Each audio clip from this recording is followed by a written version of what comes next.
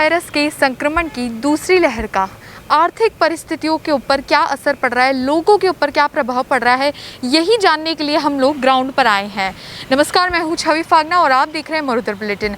अप्रैल के आरंभ से ही देश भर में कोरोना वायरस के संक्रमण से एक बार फिर से व्यापक प्रसार के कारण हालात असामान्य हो चुके हैं। स्वास्थ्य संबंधी समस्याओं के साथ ही इसके बीच अर्थव्यवस्था भी काफ़ी प्रभावित होती दिखाई दे रही है। आप पूरा देख सकते हैं यहाँ पर मार्केट किस प्रकार से बंद है। पूरी तरीके से जो मार्केट है वो बंद कर दिए गए हैं लॉकडाउन के चलते। हालांकि इस बार की पाबंदियाँ कुछ इस तरह की हैं कि ताकि आर्थिकी पर असर जो है वो ज़्यादा ना पड़े, वो कम रहे।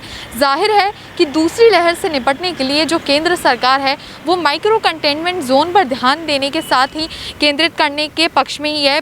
संपूर्ण तरीके से देशव्यापी लॉकडाउन का उनका कोई विचार नहीं है।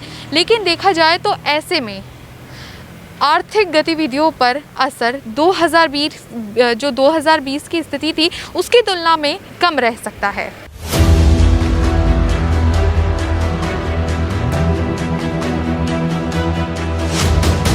फरवरी में टीकाकरण शुरू होने के साथ ही कोविड संक्रमण की स्थिति भी नियंत्रण में आती नजर आ रही थी, लेकिन उसके बाद महामारी की वजह से गंभीर रूप से प्रभावित हुई भारतीय अर्थव्यवस्था फरवरी तक आते आते कुछ संभलने सी लग गई थी। लेकिन उसके बाद अप्रैल में कोरोना के मामले और भी बढ़ने लगे और उसके साथ ही वायरस के प्रसार को रोकने के लिए पाबंदी लगाए जाने से हालत तेज़ी से बदलते हैं। और उसके बाद देखा जाए तो दूसरी लहर ने अर्थव्यवस्था को लेकर भी चिंता फिर से बढ़ा दी थी और अर्थव्यवस्था को चिंता बढ़ाने का सबसे बड़ा कारण था ये बाजार बंद होना।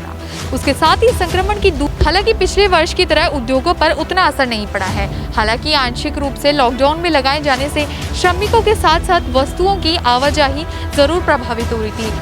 देखा जाए तो संकट की इस घड़ी में कुछ तत्कालीन नीतिगत उपायों पर विचार करने की काफ़ी ज़रूरत है, जो न केवल संक्रमण की दूसरी लहर को रोकने और जीवन को बचाने की दिशा में कार्य करें, बल्कि इसके साथ ही समाज में सबसे वंचित तबके को आर्थिक संकट से बचाने और आर्थिक विकास तथा वित्तीय स्थिरता को बनाए रखने में भी सहायक हो, ताकि ये जो शून्य मार्केट है ये वापस से कब ये दौड़ने लगे, लहर जो है कोरोना की वो कब जाए। अभी कहना ये भी है तीसरी लहर भी आएगी, हालांकि छोटे बच्चों को ये काफ़ी खतरनाक साबित हो रही है। लेकिन सबसे ज़्यादा इसमें इम्पॉर्टेंट है तो वो वैक्सीनेशन है। वैक्सीन जब तक नहीं आएगी तब तक कोरोना की इस लड़ाई से हमें निजात नहीं मिल पाएगी। तो ज़रूरत से ज़्यादा जब तक वैक्सीनेशन ही हमारे लिए अभी एक ताकत बन के रह चुकी है, तो देखा जाए जब तक सरकार इस प्रकार से जब राजस्थान के अंदर पूरे देश में वैक्सीन उपलब्ध हो जाएगी, लोगों तक पहुंच जाएगी, तो वो हमारे लिए काफ़ी ज़्यादा ज़रूरत होगी। वीडियो जर्नलिस्ट वासुदेव वैष्णव के साथ छवि फागना, जयपुर।